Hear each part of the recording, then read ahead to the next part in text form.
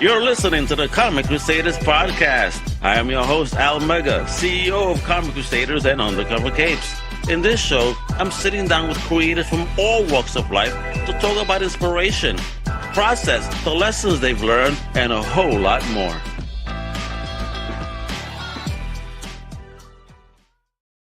Wepa, mi gente, what's good, my fam? It's your man Al Mega back on the scene, and today we're not just talking animation, we're talking ancestry meets tomorrow. Because today on Comic Crusaders, I'm honored to welcome a co-director and a writer, a story editor and executive producer of a now funded Kickstarter animated film called Crocodile Dance. And what's even better, these dudes right here, these bros, they fam, they in it. All right. Now, this project is Africanfuturism in motion. You hear me? It is rhythm, it is mythology, it is vision, legacy, and fearless creativity all roll into one powerful animated experience. All right. So buckle up, fam, for real, because we're about to dance with destiny, creativity, and culture with the one and only Shobo Coker and Shobo Coker, the Coker brothers right here, baby. How you doing? Welcome to the Comic Crusaders Podcast. What's poppin', fellas? What an introduction. Amazing. Yeah, all right. Yeah, I'm proud. Listen, man, I love to see brothers at work, family together, in motion, trying to build something. No, I said this in the agreement. There ain't no trying because you guys are doing. I mean, this is now a fully funded Kickstarter. Folks, don't you worry. I got a teaser trailer to show you.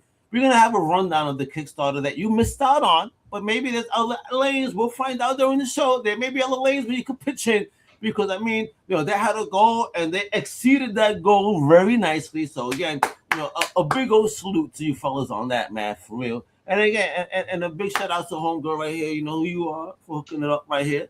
I appreciate it. So, all right, origin stories. So, your journeys obviously did not start with Crocodile Dance. So, what were the early moments that it's whispered, yeah, as brothers, this is our path? So, why don't you take that?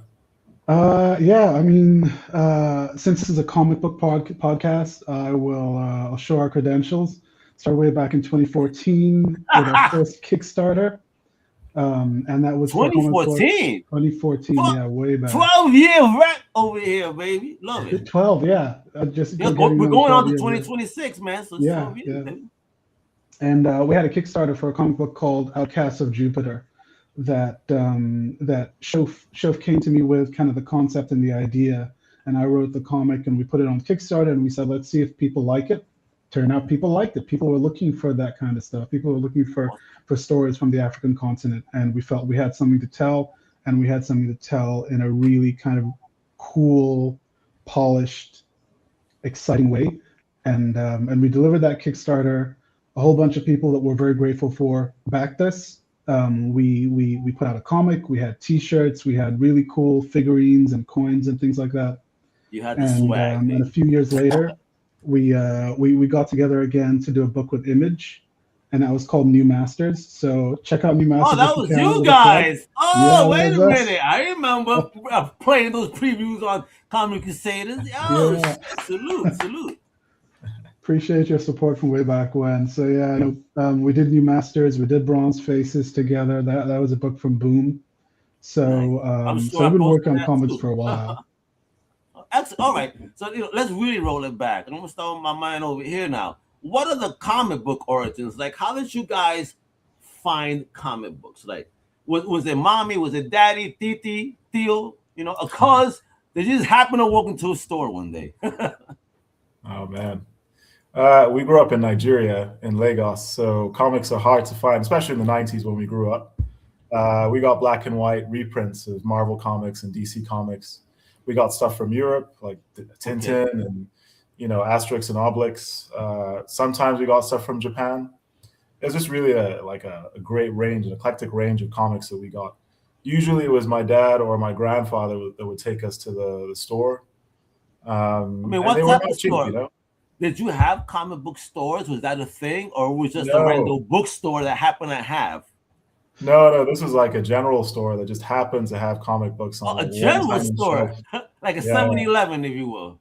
Pretty much, yeah. Okay. And actually, comics were a luxury. Like they weren't Really? expensive because they're black and white reprints, but yeah, they're just not very accessible. So it was a very niche thing for Nigerian kids.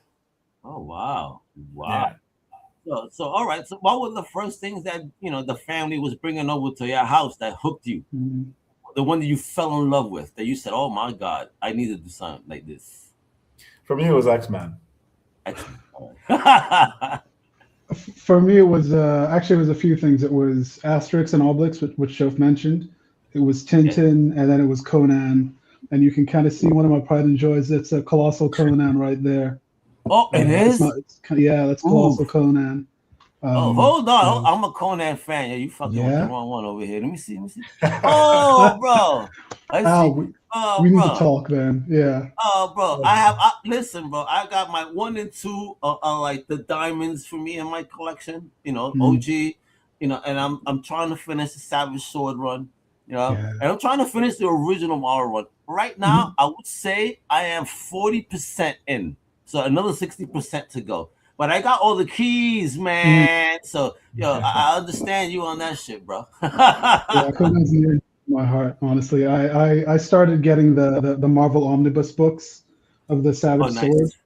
So I'm about halfway through collecting, and Heroic Signature, they're reissuing the ones at Marvel, because Marvel stopped at I think like Omnibus 11 or 12 or something, and so Heroic is picking that up. So I'm kind of going. Because Marvel fucked up. They try to bring in Conan into the future. That's not where Conan is supposed to be. Stop it. Only in what ifs. All right. Yeah, agreed. 100%. Yeah, agreed. Yeah. I dig it. Yeah. I dig this. All right. So let's talk about this. When it came to like Crocodile Dance, what led to that? Like, here you guys are, comic book guys, right? You're doing comics, you're writing comics. Awesome. How does that navigate into like, I want to do a little bit of animation now. Like, I want to present it. It's beautiful. I can't really show it off. It's fucking dope. So I'm excited. Sure. Yeah, no, comics has always been a long-term love of my brother and I. It's a way that we tell stories. For us, like it's a way that we can tell stories between the both of us with very little overhead in terms of, the actual production of the story. And we just love the format. But our bread and butter in terms of work is Shobo works in video games. I work in animation. We have for the last 10 to 15 years.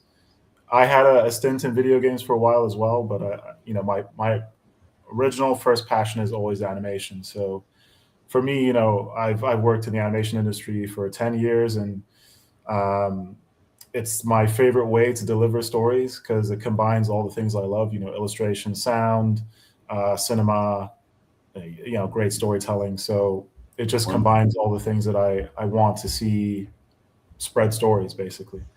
And Crocodile Dance, it started about 3 years ago when I went back to Nigeria for a research trip, actually. All right. So where you at now? Where you reside normally? I reside in Atlanta in the U.S. So you're at ATL, and then you go back home that one summer or whatever. All right. Yes, I went back for about a month to do research for actually a short film I was working on at the time called Moremi, which is actually on Disney Plus. It's my man. I need a broom. Disney. You're gonna start dropping these names. I love this. Let's get it. See, folks, your dreams could happen, folks. You listen to these bros right here. Just keep listening. You're gonna get inspired, man. I'm telling you. All right. I'm sorry. Yeah, I know. I get excited. Kizazimoto was the origin, sort of what allowed me to feel like we could tell the story for Crocodile Dance, because I'd never directed stuff for animation before. I was an art director and I was a character designer before that. But Kizazimoto basically allowed us, like me and several other African directors, to find our voices and prove ourselves on the commercial stage worldwide. So a lot of the people that I worked with on Moremi for Kizazimoto are now on Crocodile Dance as well. So that story basically developed over the last 3 years in terms of going from a visual poem to a short story to a full script with storyboards, and now all the stuff that you see on the Kickstarter with the teaser, and trying to build it into a feature film, which is what it's going to be. Oh man! All right, so how much did the story evolve though once animation entered the picture? Yeah. So it's like I told you, it started out as a visual poem, Yeah, that's what I heard. A visual Yes. poems, like how does that elevate? Like from that, you said, wait a minute, this is more. Like, how did you guys know it was more than just a visual poem? Yeah, so I mean, the original inspiration came when I was on a hiking trip in Nigeria, like I said, and there was a musical element to it. Like I heard a voice in the town below and the mountains I was hiking in, and that kind of music inspired the feeling that essentially gave birth to Crocodile Dance. So in the visual poem, in the back of my mind, there was always this music that was inspiring the visuals. So Crocodile Dance has always been about music and visuals and the feeling that is surrounding the project.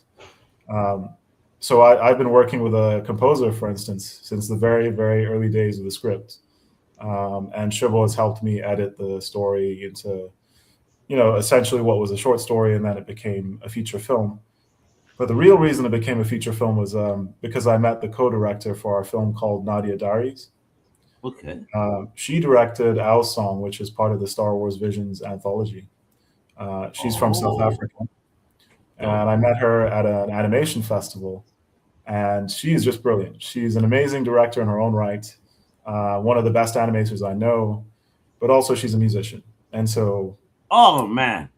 Our The total package, baby. Hey! Yeah.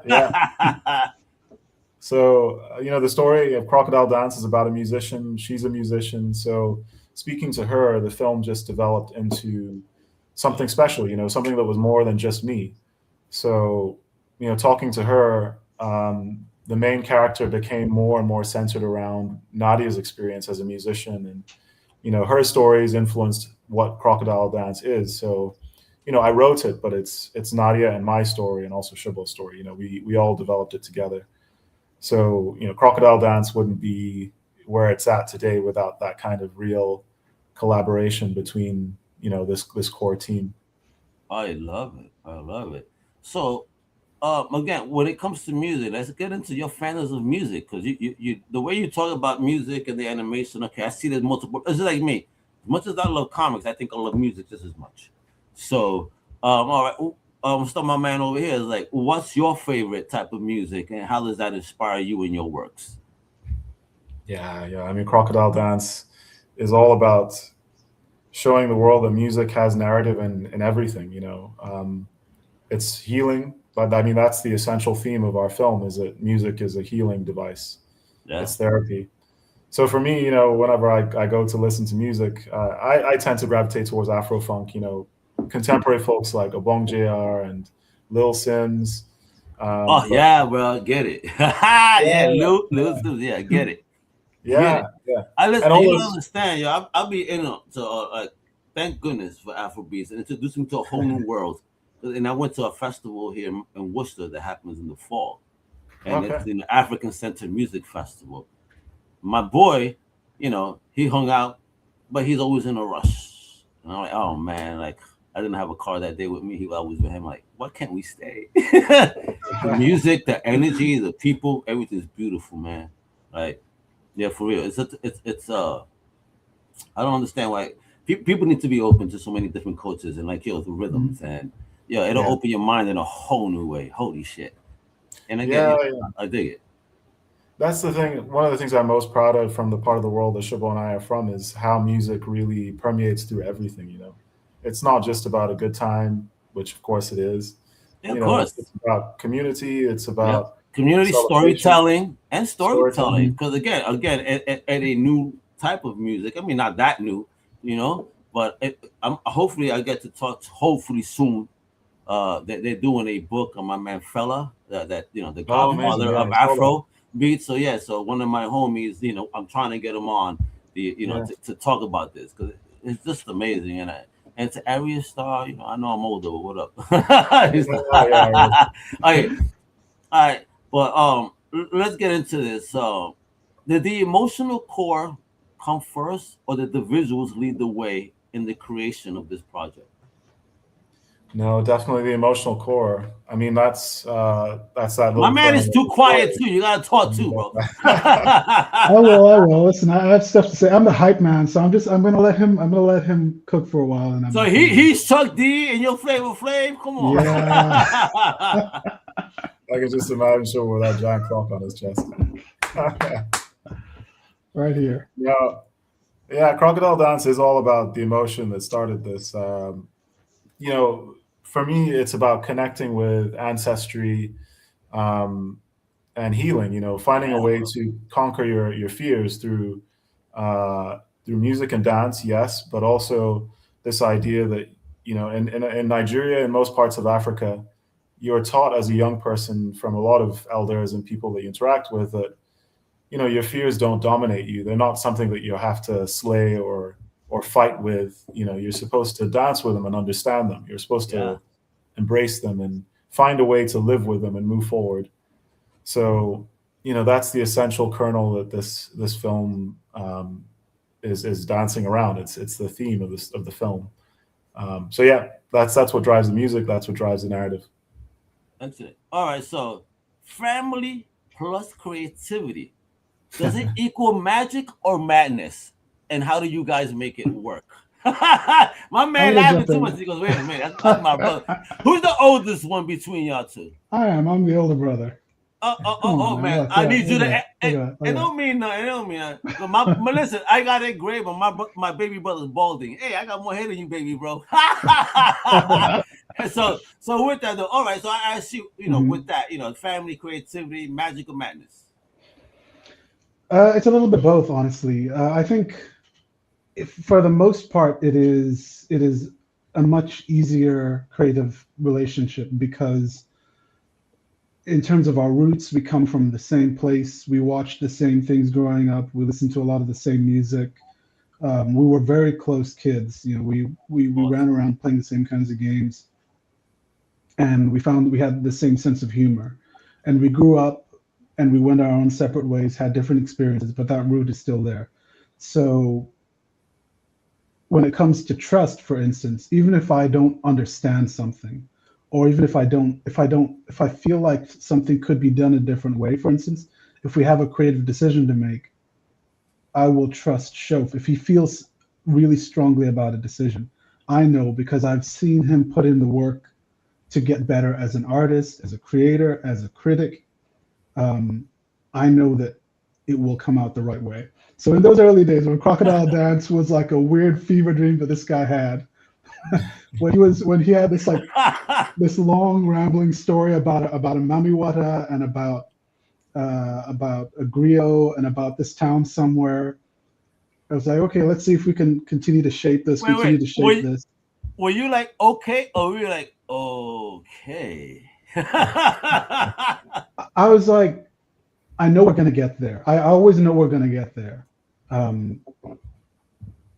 And it's just about finding the way through the forest to get to that point that we need to get to. Yeah, you got to pull out those machetes and cut down those vines. Exactly. And make sure that you clear the path. I hear you. That's a great analogy for a story, because it's just like sculpture. You have this big block and you have to carve away at it and cut away till you have what it is that you're trying to represent.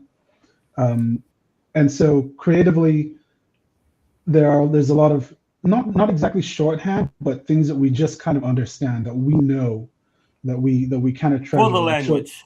Yeah, exactly. Like, Shof talked about, you're talking about music, and don't hate me, but I don't really listen to music that often. It's just not. I know. It's just not something. It's okay. Yeah. It's okay.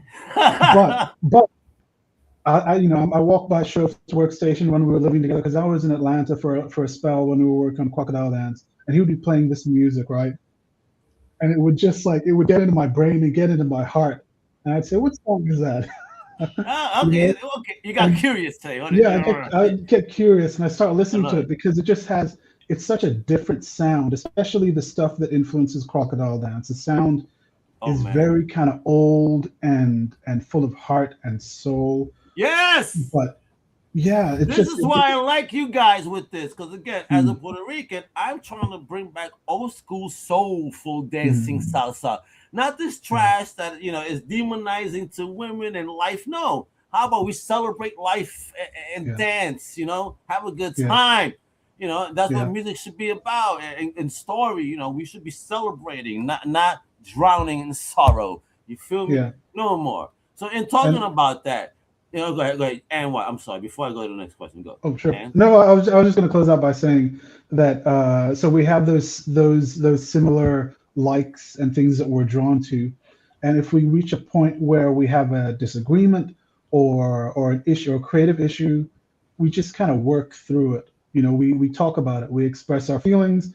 Sometimes it may get rowdy, but we work through it. We know that we're always going to get through to the other end, because at the end of the day, our creative partnership, I know that I'm not going to find another creative partner like him who I can trust implicitly, who Absolutely. I know that if I don't know what's going on, I can trust that he will know what's going on, and that when we get to that place, it will be good. I just need to hold up my end of the bargain, whatever it is, whether it's a story, whether it's feedback, whether it's finding money or production or something. I know that I have to hold up my end of the bargain and hold on, and we will get to where we're trying to get to. I love it, man. There's nothing better for me. I can see family work together like this. So you see, P3 is about P3 about me and my brothers. We have a podcast together. We work together. Having fun. So I love to see this type of unity. Now, before I saw the trailer, this is my last question before the trailer. Now, did the emotional core come first, or did the visuals lead the way? Specifically for the teaser, we had an animatic that we developed earlier in the year. So again, like the trailer came from the animatic for the film. So that section of the film has a feeling. It has this feeling of melancholy and a woman who's trying to express herself at the height of her powers. So that is the emotional core of that section of the film. And that's what we use to drive the teaser, in terms of the music, in terms of the animation.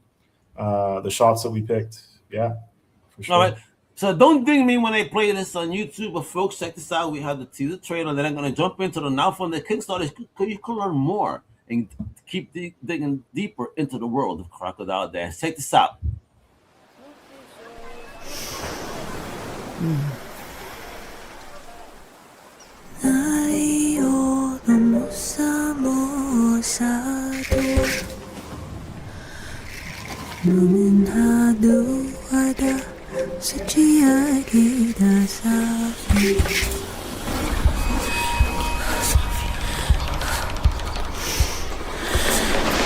Surabaya da Monteko.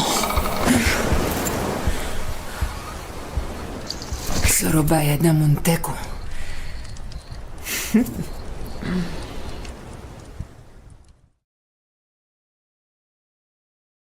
Yo, that animation looks so solid. Jesus. Yo. And just the vibe that just gave me right there. It had that low bass that just touches the soul. Like, wait a minute. What am I about to watch here? It's like when I was at New York Comic Con, I was talking to a couple of friends on the main floor. And somehow as I'm talking, I find myself moving. Why? In the background, they were playing congos, drums, and they were doing some vibing out, like tribe thing for Puerto Rican culture on the show floor. I was like, I told all my friends, I'm sorry, I gotta go right now. The drums are calling. I dig it. And let me bring up, what is now the fully funded Kickstarter. Listen, how dare you guys miss out? My man's right here, we're looking for 70 racks, yo. Not even that, they exceeded the goal. They got over to 95 and a half blessings, yo. This is only their second project created, yo. Oh, amazing, fully funded, man. Now, again, I'll talk to them. Like, why do people need to watch this film, man? Why do they need to get involved? And can they still get involved in any way? Like, if they wanted to pitch in today?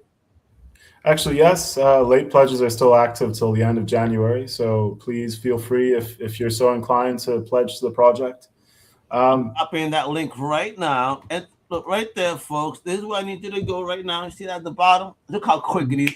I love tech, baby. Make it happen. Click that link below, and I'm gonna even one up everybody right now. You know how? Because here's a nice little QR code. All right, that's gonna be right on the corner for this dope project right here. All right. Look, I'm making it while I'm here live. I mean, you guys gotta talk about it, man. Let's make it happen. But that QR code is gonna be right up on this corner over here. This one right here. As we're talking, folks, go ahead and scan that right now to take it straight to this Kickstarter project. You know, and go help lay pledges. All right. So keep talking about this project, because when this campaign funded, right? I mean, again, 70 racks. You guys almost got 100 on this. It's beautiful. What went through your minds? Well, first of all, immense relief and gratitude. I'm sure. It is not an easy thing to run a Kickstarter, but it's an even more beautiful thing when people build a community around your project in such a passionate way. You know, it's an immense sense of validation for what you're doing and what you've produced over a couple of years with some people that you really care about. So it means a lot. Our film is a story about a Hausa musician from the north of Nigeria, and Rukia is a very special figure to us because, you know, she represents what we feel is the best of African wisdom, of Nigerian wisdom. And you know, the music in the film is exactly what you were saying, Al. It's the driving force of our film. Our film is shades of horror, science fiction. It's got mythology, but at the core of it, Rukia's emotional journey is what is the engine for our film. So it's all about her inner world and how she deals with this mythical figure in our film called the Mami Wata. And the Mami Wata. Ooh, that name freaks me out right now. What is that? Literally, it translates to mother of water. I believe they have it. That's Spanish. Mami Wata, agua, Mami de agua. Yeah. They've got a version of her in Puerto Rico. Like you said, that's where you're from. I believe in the green room when we were talking to you. Yes. I'm born in PR, raised in the States, though. So I'm a Taino for sure. Nice. There's a version of the Mami Wata everywhere from, you know, obviously the Irish have the Selkies, Japanese have the Niños. She's a figure that takes space in the minds of people all over the world in terms of how they view their relationship to the ocean and, you know, the ocean's power, its ability to give you a living, you know, it's related to fertility, you know, all these amazing things, but it also has this destructive ability, this capacity to destroy. So it's two really powerful things on the same hand. And I think that's what our film is most interested in exploring, is this idea of how do you hold these two opposing things in the same sentence? You know, how does someone dance with fear, basically? And yeah, I think Crocodile Dance for us is unique and interesting because I feel like the world needs a little bit of that right now. You know, everyone is always jumping to extremes in the world in terms of, you know, their opinions or their thoughts, and where is the moderation? Where is the dialogue? So our film is trying to bridge the gap between, you know, ancestry in the past and what's going on now, and how do we move forward in the future? You know, this concept of Africanfuturism. It's doing a lot of things, obviously. Yeah, I love the Afrofuturism. I mean, it's been around in comic books for a long time, but it wasn't until really Black Panther really kind of put it on the forefront for them to see, like, yo, this is what we mean. Right, yo, you want to see some wild shit? This is what could be the potentials, man. And I see it, but unfortunately, you know, we live in a world where they're afraid of folks that look like us sometimes. I'm not trying to even be political on this. This is what it is. I mean, but at the same time, like, I tell everybody, and for that, you build, and you build big. And listen, if anybody try to stop you, just build the army necessary to fight them off as you build. That's all. Give a fuck, bro. We need to sell our stories and make it happen. Because listen, look how beautiful this looks. I'm a big color dude too. And let me tell you that the color in these visuals, pop! Jesus Christ, the artistry, everything. I'm like, yo, how did you select the team to do this? Or is it a one-man show? Like, what's going on here? No. We've got a few people working on the visuals. Myself, of course. We've got a production designer in Australia that's originally from Nigeria called Yinfawe Harrison. He's done work on Eyes of Wakanda. Actually, you're just talking about Black Panther. Oh, WEPA. Yeah, I look again. People watch, man. People be sleeping on shit. People don't get it, but whatever. It's like everything else. Wait a couple of years, and everybody, oh my God, I just found this, and it's so be in the forefront. Don't be late. Anyway. yeah, we're trying, man. He worked on Moremi with me. That's the first thing that we worked on in animation together. But he's been working with us way back in the comic book days as well. So excellent. We go at least 10 years back. A bunch of people. Our animation director is a guy called Andre de Villiers.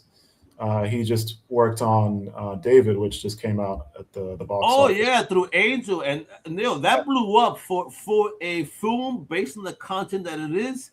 It did really well. And I'm happy because, again, I think we need to see a lot more positivity in film as well. And I like that, a positive movie did really well.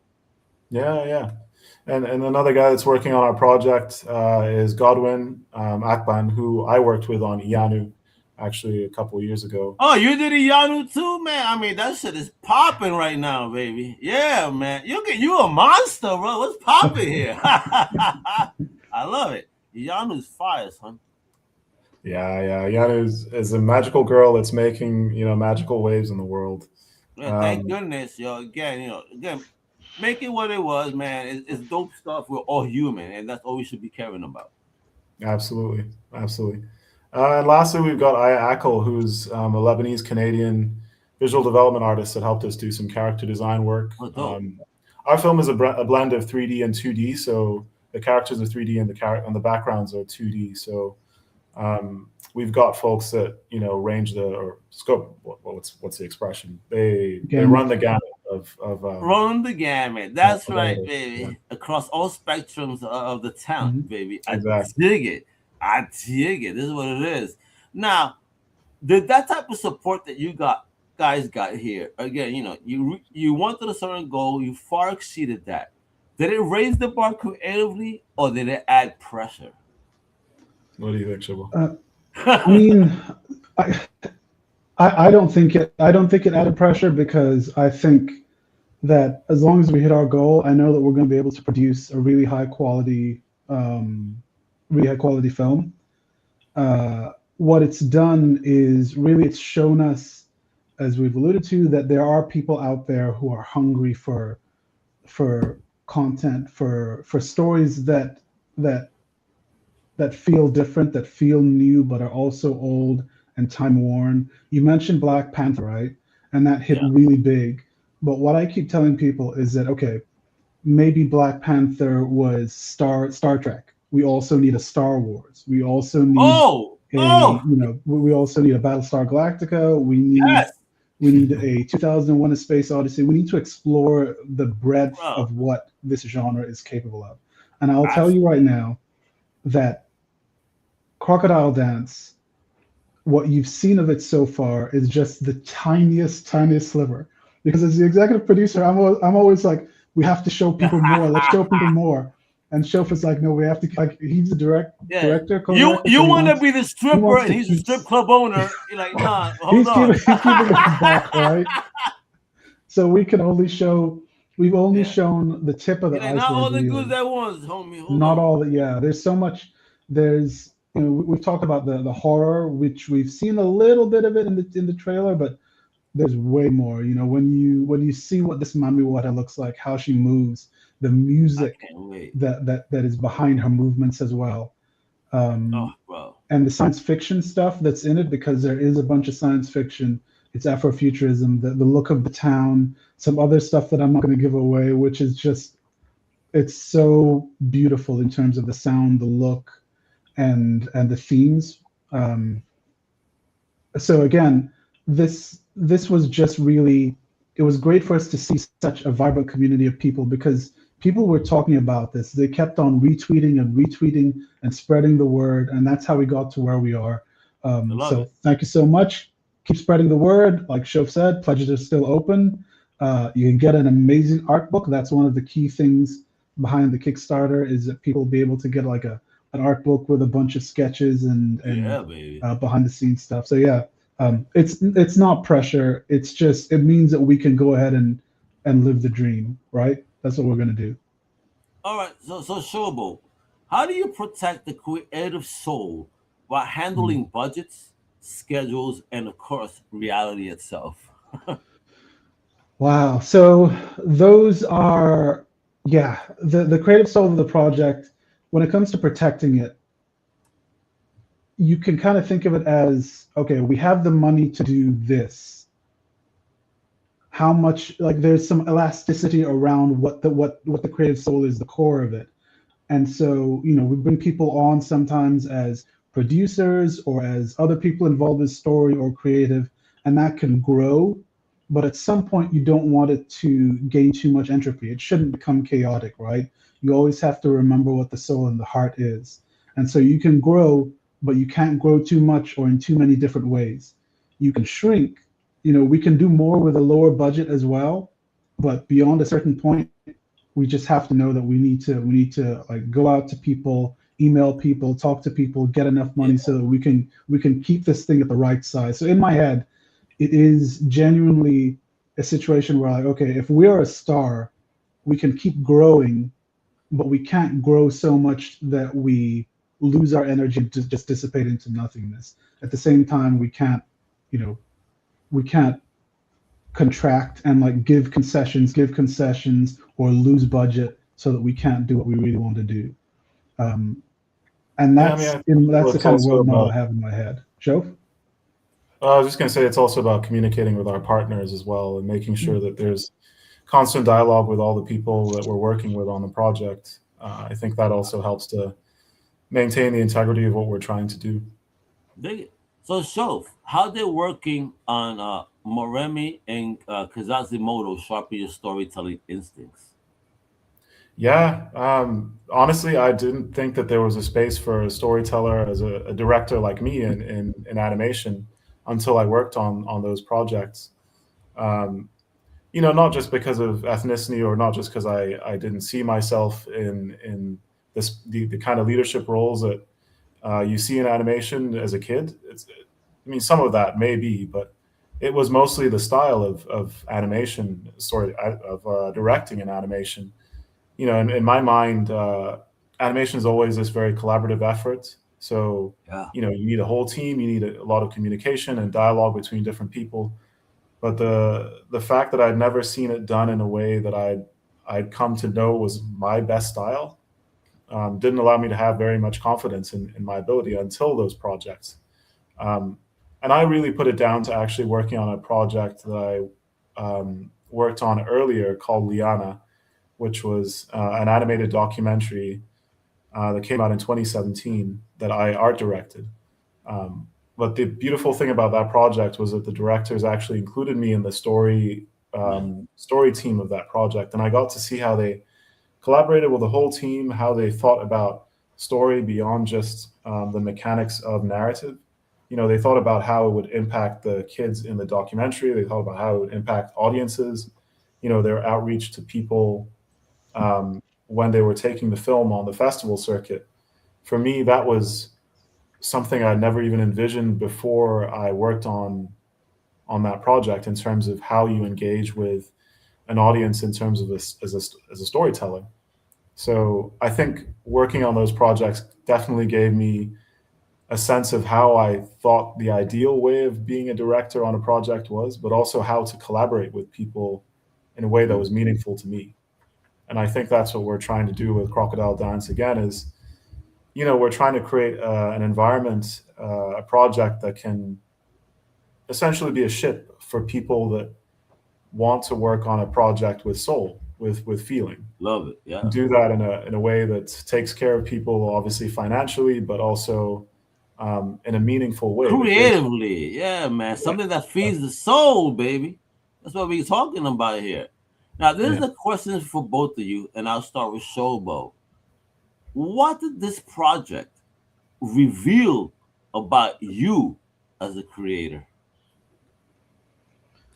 So the Kickstarter in particular, I think, revealed to me, or it reminded me that I like being able to speak to the people that I'm working for directly.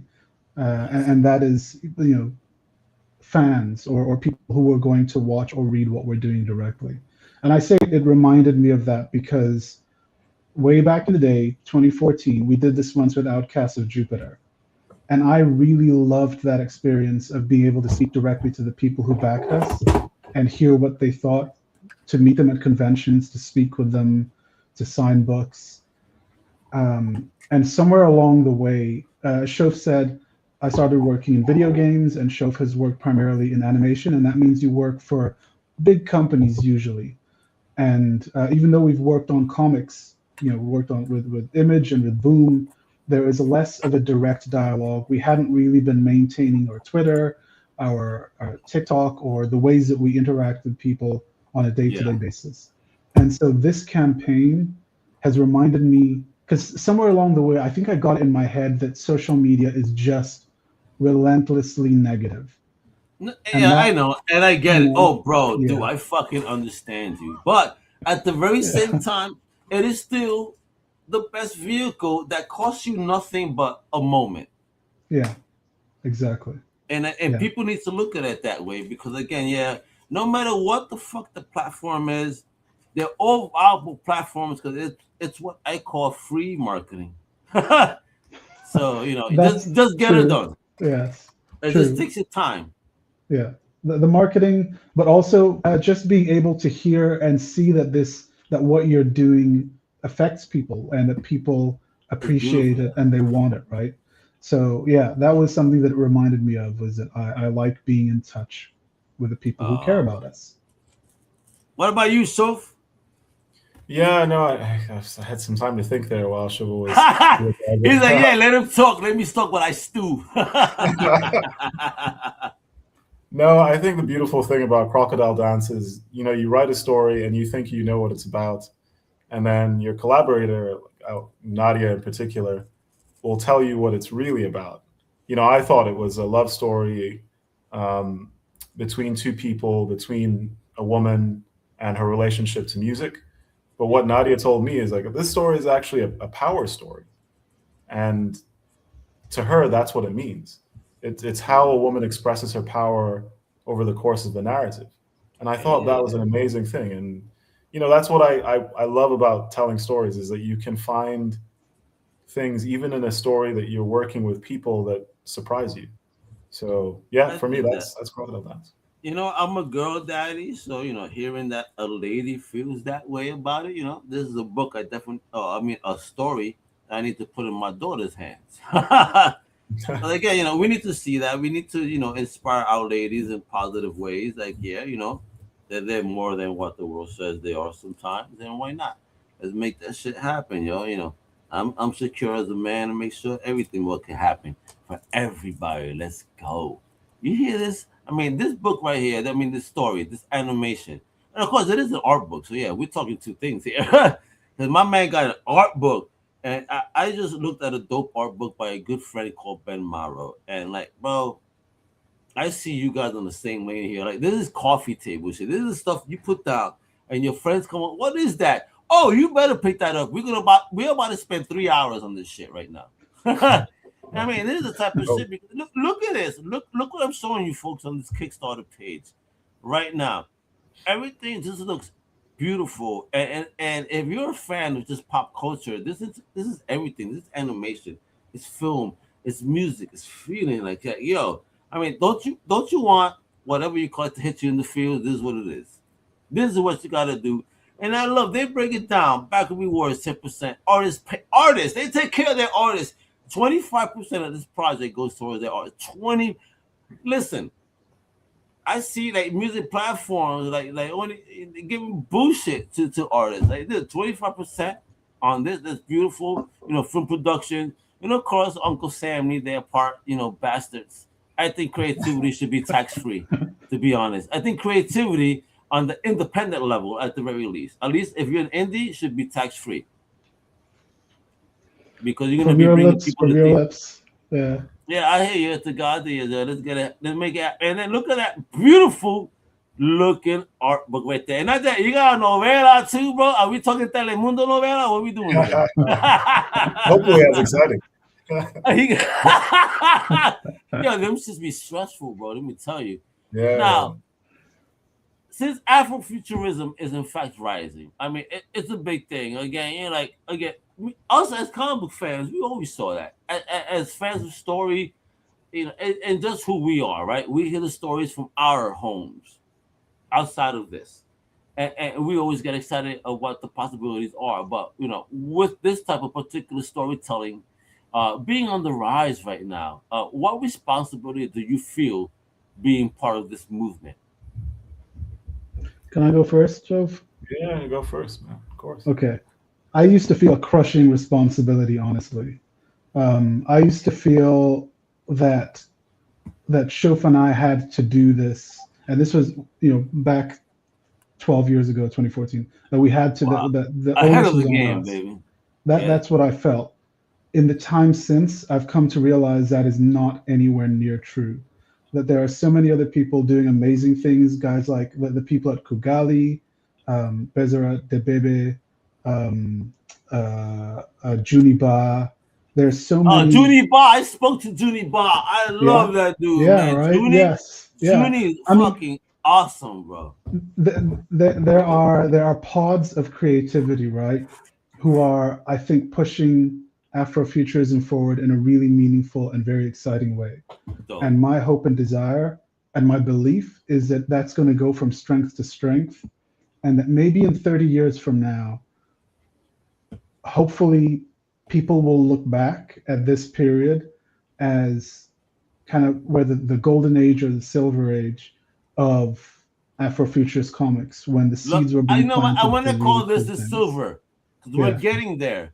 Golden age is coming because we need more. Yes. I want to see more. Silver is always the beginnings, right? So you guys are like, you know what? You guys are the forefathers. You know what I mean? For real. And thank you for taking those bold steps, because these are stories that need to be heard. And I love that, I think that, again, the internet changed the world. Like, everybody talking about, oh, maybe it changed it for the worse. No, it didn't. Because this, at the same time, we have so much more connection, and we're able to learn about so many more cultures. You know what I mean? At a click of a button, I could be in Nigeria and see every story that Nigeria has to offer, or Japan, or Europe, or Puerto Rico, or South America, wherever it is. And like, thank you. Like, the internet allowed us to meet amazing people like you. You know what I mean? And it made you guys use platforms like a Kickstarter to get internet based, right? that has become one of the biggest publishers on the planet for independent projects. How dope is that? So you guys are here, man. At the forefront of something that is needed, and just as a fan, not as a interviewer or all that bullshit. This is a fan, bro. That, like, I grew up not seeing this, so I'm very happy that as I get older, my kid, my future grandkids, because I don't have none yet. I'm not that old. Although some of you, I'm not trying to diss anybody that is my age that has grandkids, but I'm lucky. Not yet. But you know what I mean? It's like, thank you for being bold enough to share those type of stories. Now, how did Crocodile Dance challenge you guys creatively in ways that maybe you didn't expect? Yeah, I think I kind of alluded to that with what I mentioned, talking about the collaboration with Nadia. Thinking about the story one way, and then she kind of flipped it on its head for me. But really, I think over the last year, especially, when you're trying to develop an indie feature film, you really have to look at it in so many different ways. We took this to pitch this in Annecy Animation Festival, which is one of the biggest animation festivals in the world, in June. And we then went to Durban in South Africa, and then we went to Lagos later on in the year to pitch it as well. Oh, wow. And luckily for us, we won a few awards around the world that way. And so the project picked up some notoriety that way. But it's really kind of helped us hone the essence of the story and what the film is, but also what it means for us. So it's built a real solid bond. And I think maybe that's not a challenge per se, but earlier this year, before we had done all of that stuff, I, as a creator, talking with Shobo about the project, I didn't know how we would create that kind of cohesion in the team without that kind of interaction, without that kind of experience, taking the project on the road and, you know, seeing if it had real legs. So I'm grateful that we were able to do that. Awesome. What about you, homie? How you feel? I'm kind of the same way, honestly. I think the hardest thing about a creative project is pitching it, is getting it down to that log line, that one thing that you tell someone and they get it, or it interests them, that's a hook. And you think you know what it, like you have when you first pitch it, you think you have it right. But then over the course of taking it so many places, you find out what it's truly about, what the, like getting down to the essence was. And when you, by the time we come to Kickstarter, because this, like Shof said, this has been on the road for pretty much a year, going to South Africa, going to France, going to Lagos, picking up awards at those places. Get it done, man. Travel. But we still, you know, we're still struggling and are still struggling to find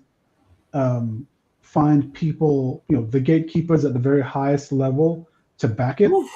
But through Kickstarter, when it was coming to Kickstarter, we're like, okay, we have to figure out what the tip of the spear is, what the logline is, the thing that really interests people.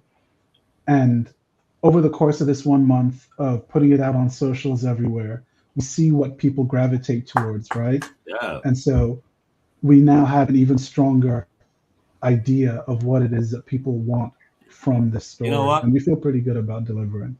And I want to attack that word gatekeepers.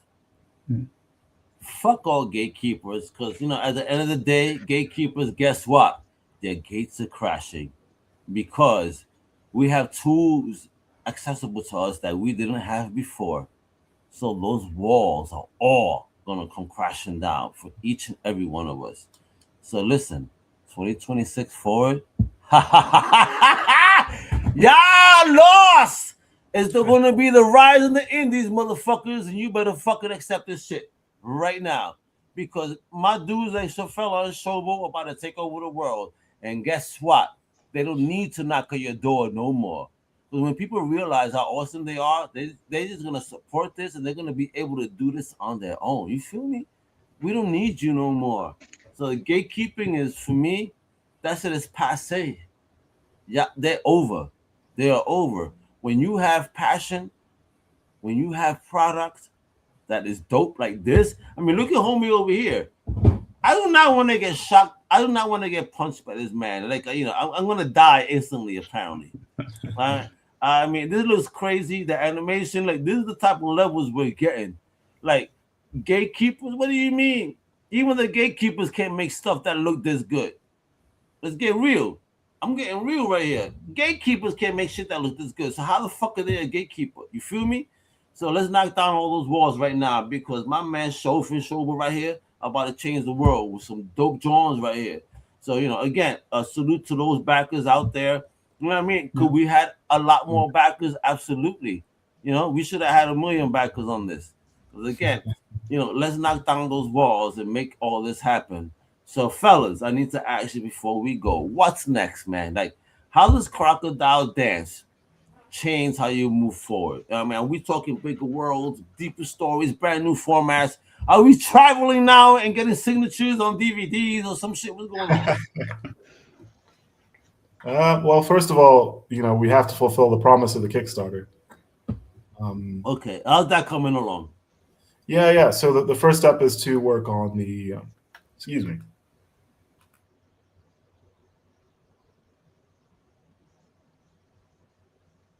You still muted. You're muted. So sorry. No, I just I've had a lingering cough for the last. Don't you worry, you and me both. I went to New York, and New York, as much as I love it, always makes me sick.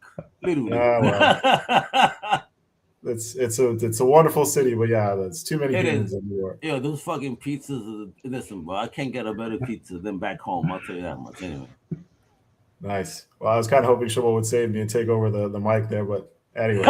No, because That's what brothers are for. Big yeah. brothers are gonna make you like. Listen, I'm in his place. I'm a big brother. When you do that, you know what I'm gonna do? I'm gonna go like this. Just lean back. Nice. You got this, Shof. You got it. No, I got this. I've got my voice back. Yeah. So the next step is to fulfill the promise of the Kickstarter, produce the art book, produce the novella, and of course produce the 3-minute animated animation test that we're going to send to backers the year after. I'm moving to South Africa in February to work closely with our partner studio. I mean, wait, you're moving? Moving, yes. So I'll be in Cape Town working with Lucan Animation, and obviously Nadia is in Cape Town as well. So we're going to be, going pedal to the metal on this project and trying to give it legs. Beyond just the stuff that we talked about. If you're making the move, you're doing it. You ain't trying, you're doing. Change that language. All creators, if you are actually putting pen to paper or you're making moves like he's doing, you're not trying. You're doing. You heard? Absolutely. I mean, we're going to be doing things that are beyond what we mentioned in the Kickstarter. So I love it. We have direct lines to people that backed us, and we'll be keeping them up to date on our project's progress. But yeah, there's big things going on with Coker Co-op beyond just Crocodile Dance, but that is our focus right now. Fantastic. I mean, are you guys doing any conventions in the coming year where we could maybe meet you, shake some hands, get some signatures? Like, what's going on? Yeah. We're still planning on our convention schedule for next year. The Kickstarter has kind of taken up so much of our bandwidth. But if people could follow us, we're pretty much on almost every platform at Coker Co-op. You mean those? I follow them on X at Coker. We're on TikTok, we're on Twitter, we're on Blue Sky, Facebook, Instagram, Instagram. We're everywhere. These guys pimp themselves, man. Yeah, they've been pimping, baby. So follow us, and we'll let you know when it comes to. I think we're definitely going to be at some conventions next year. We're just not sure what yet. Yeah. You better be at New York, man. I would love to meet you guys. Take you out for a drink, a smoke, whatever I gotta do, man. Because we gotta talk, man. I would love to hang out with my brothers. Perez brothers, the Coker brothers. Let's make it happen, man. All right. Now, lastly, before we go, I love you guys' energy, man. Like, you guys are dope, and I really believe in this. And thank you for doing something like this again. This is the type of shit that we need to see in the world today. The diversity, the everything, the stories that are told, like that maybe we don't know about. You know what I mean? And I love it. And me being like tricultural, that's the word I'm going to use for me. Being a Puerto Rican, I'm tricultural. 3 different: European, African, and Caribbean. And you know what? Qua, because I grew up in the States. So I have 4 different personalities. This shit is insane. I could be 4 different people. Everyone is multitudes. Everyone. You know what I mean? It is what it is, and I love it. What type of advice would you give to creators out there today? Trying to get into comics or trying to get into animation based on your legendary legacy, because you guys have been working and again, like damn man, like for real comics. You guys are vets. You guys are veterans, so salute to you. Yeah, man, and Al, thank you so much for shining a very cool spotlight on our project and us as creators.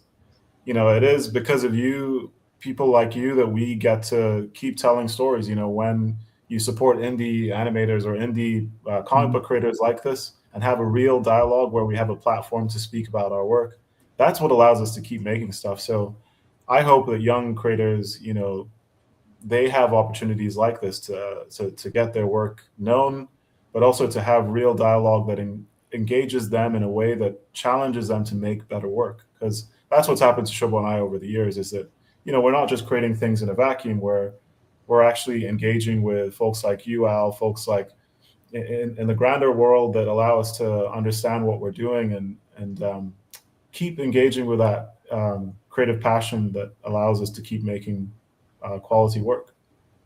Beautiful. Yeah. And Shof has said some really, really smart, heartfelt stuff. So I'll just say, You're so proud of little brother right now, I right? am, honestly. I was, yeah, he knows it. But if you're a creator out there, I would say, and you're trying to break in or trying to get something done, just finish it. I think that's the hardest thing for creators is starting something and finishing it. And I think if you're able to finish something, you will have something that you can look back on critically and that other people can look at and say, yes, this person could finish something. I will trust them to finish something. So yeah, I would just say start something and finish it. Dope. All right, wait a minute. You know what? I didn't ask this because Shobo obviously said, yo, I love Conan. He showed off his joint. Now, Shof, I see a whole bookshelf next to you. What is your favorite book on that whole shelf? Yeah, I've got everything from Dylan Dog to Hellboy, Black Sad. I've got Nausicaa. I've got a whole bunch of stuff. But if you landed on a deserted island, and if you could read one book for the rest of your time on that island, which book would it be? Oh my God, that's a tough one. Yeah, man, I think I would take something like something challenging like Asterios Polyp. I don't know if you know. I know Asterisk, man. No, not Asterisk or Asterix. Do you have it? It's called Asterios Polyp. It's by Bill Mazzucchelli. Oh, really? He did. Never heard it. I gotta check this out now. He did a version of Batman Year One, I believe. Oh, okay. Yeah, David Mazzucchelli. I know Dave because again, his original intention for Venom was to be a female. You know that? Oh, yeah. Interesting. Yeah. So yeah, Joe St. Pierre interviewed him for my website, and he talked about how his original intention was Venom was supposed to be a female character, but Marvel didn't think that at the time you could have had a female character that powerful to take down Spidey. You feel me? Interesting. You know, it's like I guess I never met a Puerto Rican woman. I'm only playing. Don't cancel me. But with that, I mean, the Coker brothers right here, folks. This is what you guys got to do. End of the day, Instagram, Crocodile Dance Film. Go to X. It's Coker Co-op. TikTok, Coker.co-op. But most importantly, guess what? Late present on that Kickstarter. The link. You see that QR code. Go snap away. Don't be playing. And make it happen. Support this project. Let's get that over to 100 racks before 2026. We got only 4 days left, baby. Is it 4 days? No, 5 days. 5 days left from today. All right, let's make it happen, and let's make this over 100 racks. Support Africanfuturism. Support independent creators. Support those comics because this is what independent creativity is all about. So, like when culture leads the way, you heard. So if you believe in bold storytelling, authentic voices, and futures rooted in legacy, you heard? Go support Crocodile Dance like right now, ASAP. You smash that button, you heard? So follow Shofela, follow Shobo. Share this episode, mi gente, because when creators are themselves, right, and they bet on themselves, we show up. So this is Comic Crusaders. This is Afrofuturism. And this is also only just the beginning. Yeah, baby. And with that, thank you, gentlemen. Thank you, my Crusaders. Hasta la próxima. WEPA! Thank you for listening to the Comic Crusaders Podcast. If you like the content, please subscribe and turn on notifications. Also, please visit comiccrusaders.com and our extended podcast family over at undercovercapes.com. And also, make sure to download the Comic Crusaders app on the Google Play Store today.